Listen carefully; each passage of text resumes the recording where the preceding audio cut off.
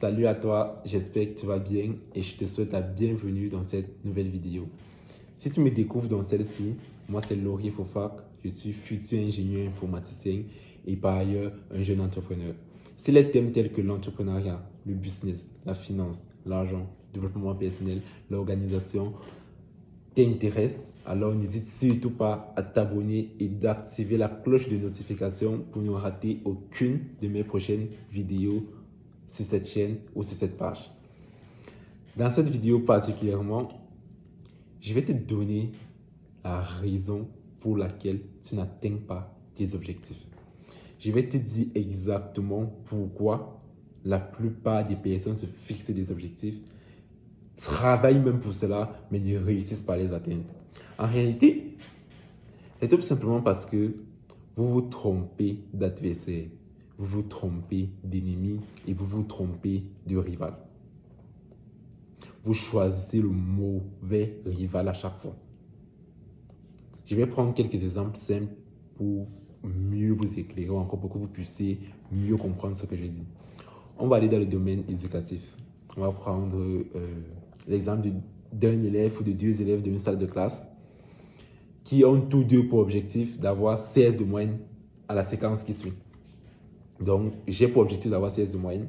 Et j'ai mon camarade également qui va avoir 16 de moyenne à la séquence qui suit.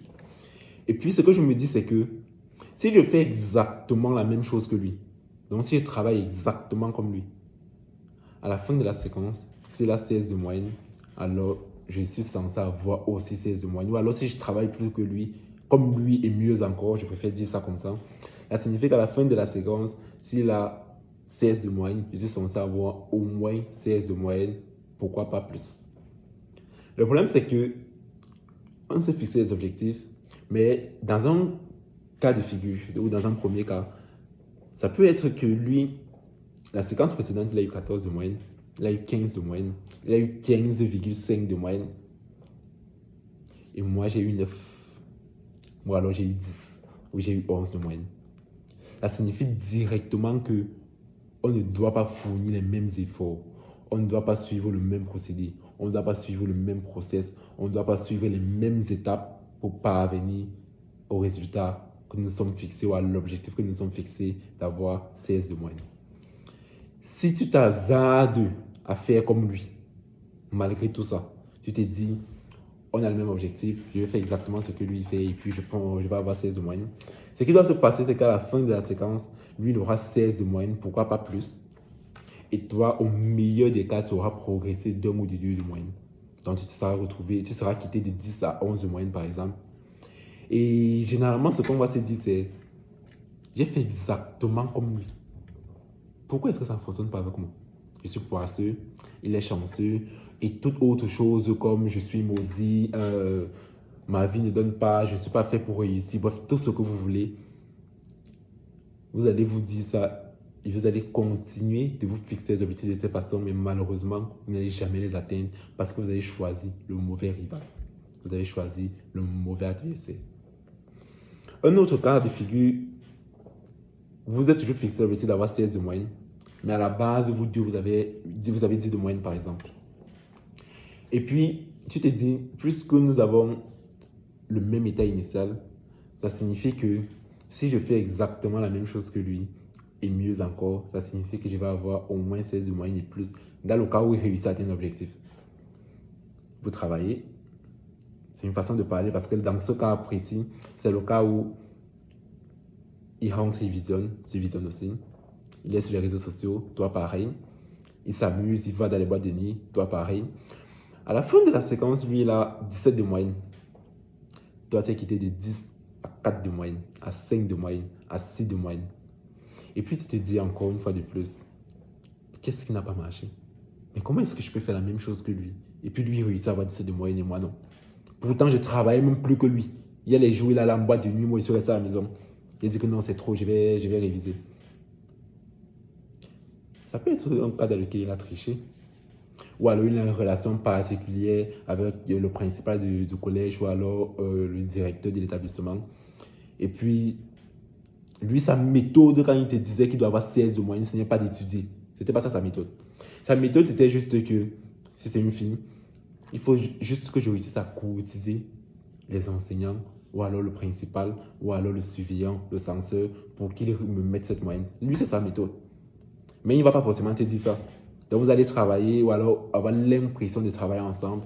Mais à la fin, il atteint l'objectif et toi non. Et tu te dis, pourquoi? Pourquoi tu ne trouves pas la réponse et tu continues? Je vais chuter dans le domaine économique ou encore le domaine financier. On va prendre un autre exemple. Je vais prendre l'exemple de deux entrepreneurs qui ont pour objectif d'avoir ou de générer 1 million de chiffres d'affaires à la fin du mois. 1 million de chiffres d'affaires à la fin du mois. On peut encore prendre les deux cas de figure. Dans le premier cas de figure, par exemple, l'autre a déjà 900 000. Donc, quand lui dit son objectif, c'est de générer 1 million de chiffre d'affaires à la fin du mois, il est déjà à 900 000. C'est-à-dire que lui manque juste 100 000 francs de chiffre d'affaires. Toi, tu as 20 000. Et puis, tu fais exactement la même chose que lui. Ça ne peut pas fonctionner. Ça ne peut pas fonctionner. L'autre cas de figure, c'est lui, quand il dit qu'il va générer 1 million de chiffres d'affaires à la fin du mois, il pense juste comment il doit rentrer, parler avec son père, parler avec sa tante ou son oncle, parler à son ami qui est milliardaire, qui est multimillionnaire. Et quand il doit lui expliquer, où il va rentrer dire à son père, papa, voilà, j'ai décidé de lancer une activité, voilà, comme ça, comme ça, comme ça, comme ça. Et puis quand il finit d'expliquer à son père va lui dire, c'est intéressant. Il va décider d'investir 1 million dans son activité, 2 millions dans son activité, 3 millions dans son activité. Toi, tu ne peux même pas dire à ton père ce que tu fais. Vous voyez déjà la différence.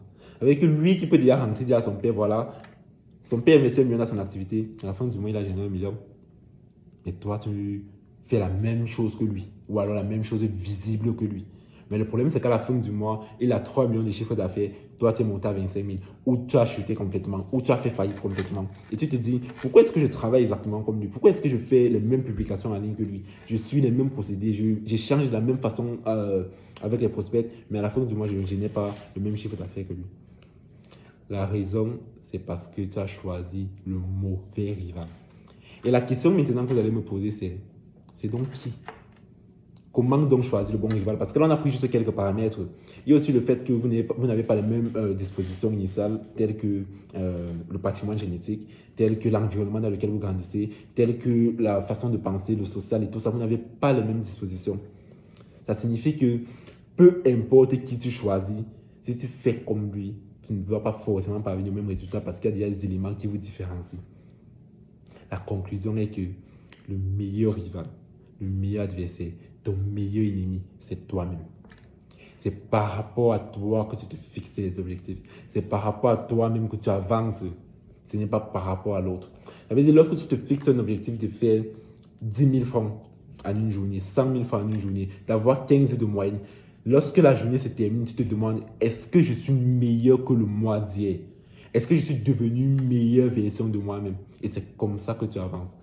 Et non en te disant, est-ce que je suis meilleur que mon voisin? Ça ne fonctionne pas comme ça.